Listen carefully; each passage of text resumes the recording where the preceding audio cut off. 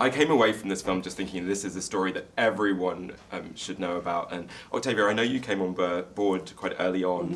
Mm-hmm. Why did you think it was a story that was important to tell? Well, because honestly, I thought it was historical fiction, like The Help. Because I'm early 40s, and You're how old? Oh, wow. 39, and all of my 39 years, I hadn't heard this story. Of the contributions that any women made to the space race or space program in America. So when I realized it was true, I wanted to be a part of telling this story for the masses because it's something that should be consumed in large amounts. Yes, absolutely. Yeah. I mean, it's an important piece of history that was left out. It fell in my lap. I felt blessed and honored to be chosen to tell this story, this wonderful story. I'm the type of artist where those are the roles I choose. God gave me a gift, and it is my job to share my gift with the world. And these stories touch and change lives. And this was right up my alley of the work I like to do as an artist. So I had to do it. And for me, it's always been about celebrating the oftentimes uncelebrated, the other, that person who is pushed to the side or marginalized because of his or her race or sexual orientation or gender. And I think these women were true American heroes. And some people allowed those things to get in the way of telling their story, and I didn't want any other young girl to go through life and not know about these heroic women who achieved the extraordinary. I know, because you feel if they did it in the 60s, yeah, the sky's the limit today, hopefully.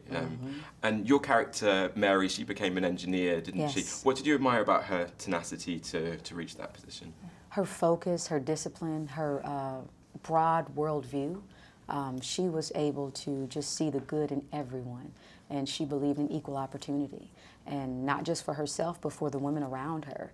And after she became the first African-American female engineer, she hacked into the computers, and she realized that women, and she discovered women and minorities were being paid significantly less than the majority of NASA workers, and she decided to take a job in HR, a pay cut from being an engineer, go into HR, human resources, and help advance the careers of women and minorities. That's the kind of woman that I wanna portray. And Taraji, you actually got to meet the woman who you play, Katherine G. Johnson, now 98 years old.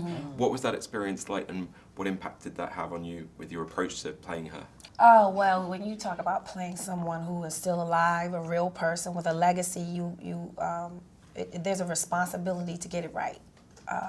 And so I had to meet her.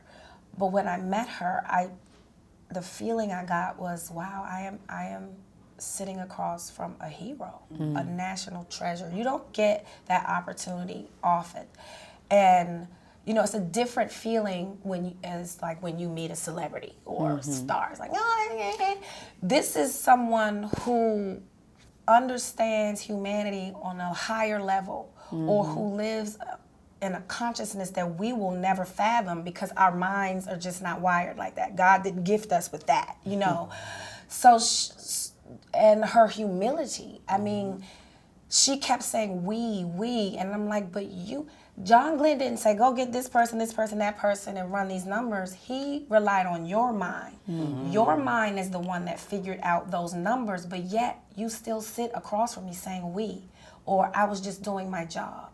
Or it's almost like she was looking at us like, why are y'all making this big fuss? Right. And that's how I feel about my craft. Like, I'm not better than anybody. It doesn't make me some super being. I just love what I do. And I hope that the stories that I choose and the characters that I choose will touch and affect the world in a way that leaves a mark, a positive mark. Octavia, Taraji, Janelle, thanks very much. Thank you. Ladies and gentlemen, you're watching Hey You Guys! Hey You Guys, huh? Hey You Guys. Is that from the Goonies? It is indeed, yes. Nice. Hey You